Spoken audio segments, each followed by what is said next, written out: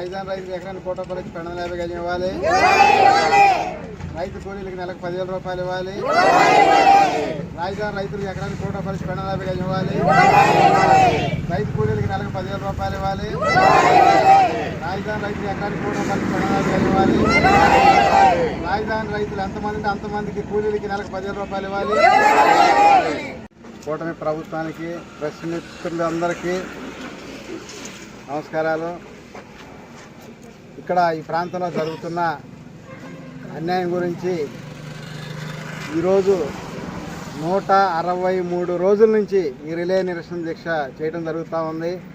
ఇక్కడ మన దగ్గరకు వచ్చే రైతులకి, రైతు కూలీలకు కూడా ధన్యవాదాలు చెప్పాల్సిన అవసరం ఉంది. ఎందుకంటే వాళ్ళు మనతో పాటు అందరూ కూడా కట్టి మన పార్టీ తరఫు నాయకులు అందరూ కూడా, ఎందుకంటే ఇక్కడ జరుగుతున్న అన్యాయం రియల్ ఎస్టేట్ చేసుకుంటున్నారు రాజకీయ నాయకులు అంతే తప్ప డెవలప్మెంట్ చేయడానికి మాత్రం ఎటువంటి మనసు అప్పట్ల వాళ్ళకి. అందుకని ఎంత కష్టపడతా నిరంతరం పోరాటం కొనసాగిస్తూ ఉన్నాము. సీఎం గారు ఒకటే ఆలోచించాలి. ఆయన ఫస్ట్ రాజధాని పెట్టినప్పుడు 23 సీట్లు వచ్చింది రెండోసారి. తర్వాత జగన్ గారు 3 రాజధాని అన్నాక 11 సీట్లు అంటే దాంట్లో సగానికి పరిమితం అయ్యారు. అలాగే ఈయన ఇలాగే మొండి వైఖరితో కొనసాగుతూ ఉంటే దాంట్లో సగం అంటే 5.5 ఉన్నది కాబట్టి 11 5 సీట్లు. ఈ సీఎం గారి 5 సీట్లు అభివృద్ధి నోచుకోలేని పరిస్థితి వచ్చింది. ఎప్పుడు రేట్లు వచ్చినా కానీ ఇక్కడ అణిచివేయాలి.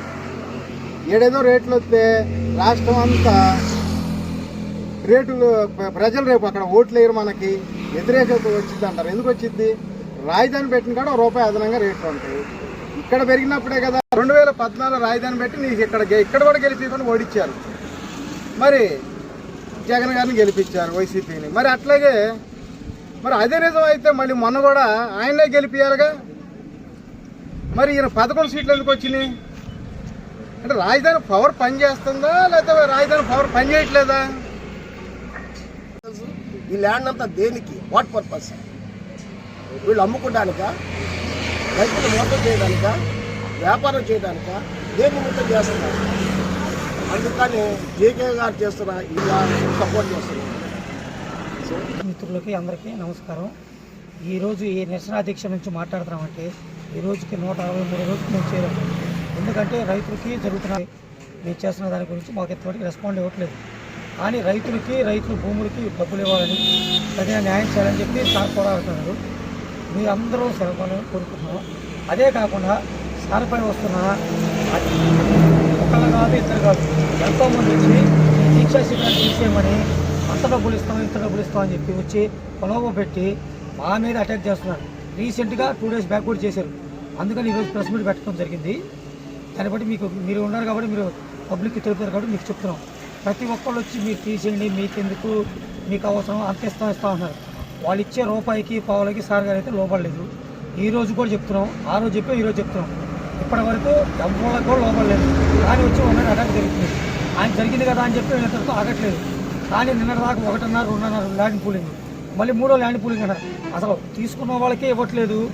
మరి ఇంకా తీసుకున్న వాళ్ళకి ఏమిస్తారు? ఫస్ట్ తీసుకున్న వాళ్ళకే మీరు ఇవ్వలేదు, మరి మీరేమిస్తారు? 2వ అన్నారు, 2 కాదన్నారు, మళ్ళీ 3 అన్నారు. ఎవరికి ఏం చేస్తారు మీరు? అసలు ఒక న్యాయం చేస్తే 2వ న్యాయాన్ని ఆలోచిస్తారు. కానీ మీరు ఏ న్యాయం చేయనప్పుడు మేమే ఆలోచించాలి? ఇది డైరెక్ట్ మీరు చెప్పండి. నేను ఇప్పుడు ఇదే మాట్లాడుతున్నాను. క్యాబినెట్ మీటింగ్ రేపు 14 ఏమన్నారు? ఈ క్యాబినెట్ మీటింగ్ రేపు 14 ఏమన్నారు కదా, అదే క్యాబినెట్ మీటింగ్ ప్రెస్ మిత్రుల ద్వారా చెప్పండి. ఈ అమౌంట్ మొత్తం స్టేట్ గవర్నమెంట్ కింద ఇది తీసుకునే భూములకి సెంట్రల్ గవర్నమెంట్ ఇస్తుందా అది చెప్పండి. అదే కాకుండా మీరు ఏదైనా ఉంటే రండి, మా దగ్గరికి రండి, మేము రైతుతో మేము మాట్లాడిస్తాం. ఇది మీరు అక్కడ కనుక తీసుకెళ్ళేటట్టు క్యాబినెట్కి చెప్తున్నాం, లైవ్లో చెప్తున్నాం. మీరు కనుక వెళ్ళి అక్కడ చెప్పేటట్టయితే ఇప్పుడు మీ మీద ఎవరైనా వచ్చి ప్రలోభాలు పెట్టినా మిమ్మల్ని తెచ్చినా మీరు భయపడాల్సిన అవసరం మేము మాకుంది. ఎకరం మాది పోతుంది. ఇదివరకు 1,40,00,000 అమ్మారు, ఇప్పుడు వచ్చి 70 లక్షలకు అడుగుతున్నారు. మేమేం చేయాలా? ఆ రోజు వాళ్ళకి అవసరం ఆ రేటు చెప్పాడు, ఇప్పుడు అవసరం లేదని చెప్పి ఈ రేటు చెప్తున్నారు. మొత్తం గేదెలు మొత్తం ఒకటే గాడికి కట్టేయంగా, ఒకటే గాడికి కడితే ఎట్లా చేయగలదు? అందుకని మేము అడుగుతున్నాం, ఇదే క్వశ్చన్ చేస్తున్నాం. కానీ రైతులకి, రైతు కూలీలకు కూడా కంపల్సరీ ₹10,000 నెలవారీ ₹10,000 ఇవ్వాలి. సార్ గారు ఏదైతే పెట్టారో ఆ హామీలు కంపల్సరీ నెరవేర్చాలి. లేని అలా ఈ దీక్ష అనుకున్నారు, ఏమో పెట్టేళ్ళు అనుకున్నారు. ఎక్కడ కాదు, ఇక సచివాలయం ఎదురే పెట్టగలిగింది. ఇదే శిబిరం అక్కడ పెట్టగలుగుతాం. ఇది నెరవేరకపోతే చూస్తున్నాం. మమ్మల్ని రాత్రి కూడా బెదిరించారు. మంగళగిరి వెళ్ళాము, తాడికొండ వెళ్ళాము, స్టేషన్ నుంచి వచ్చి ఇక్కడికి గోండాలను పంపించి మమ్మల్ని బెదిరించారు. అయినా మేము భయపడలా. మీకెందుకు దీక్షా శిబిరం తీసేయండి, 1 కోటి ఇస్తాం 2 కోట్లు ఇస్తాం అన్నారు. సార్ దగ్గరికి వెళ్ళారు. అయినా సార్ కూడా ఏం మాట్లాడాలి, నాకు అవసరం లేదు, రైతులకు న్యాయం చేయమని చెప్పాడు. మేము అదే విధంగా చెప్తున్నాం, రైతులకి రైతు కూలికి న్యాయం చేయండి. ఆ విధంగా కాకుండా అనాఫీషియల్గా వచ్చి బెదిరించి చేస్తే అది ప్రెస్ మిత్రులకి వదిలేస్తున్నాం. మీరు ఏం చేస్తారో, మీరు ఇప్పుడు దాకా అక్కడికి చేర్చారో తెలియదు, ఇది ఒకటన్నా చేర్చండి.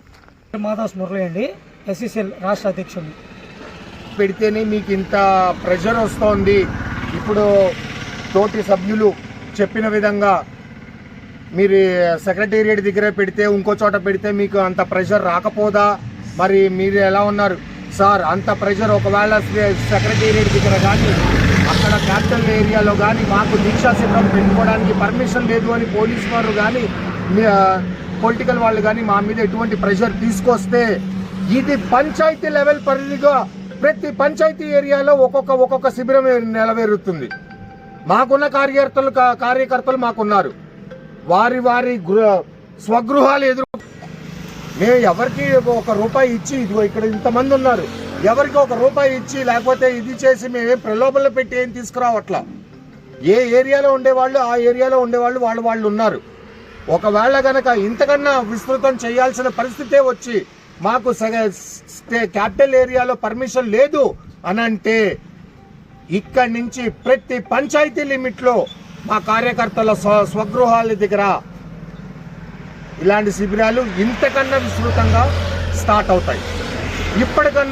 ఇప్పటికన్నా కూటమి ప్రభుత్వం వారు దయచేసి దీని గురించి త్వరగా ఒక డెసిషన్ చెప్తే మేమందరం దానికి వహిస్తామని చెప్పట్లా. ఎందుకంటే అది రైతు కడుపు కొట్టేటట్టుంటే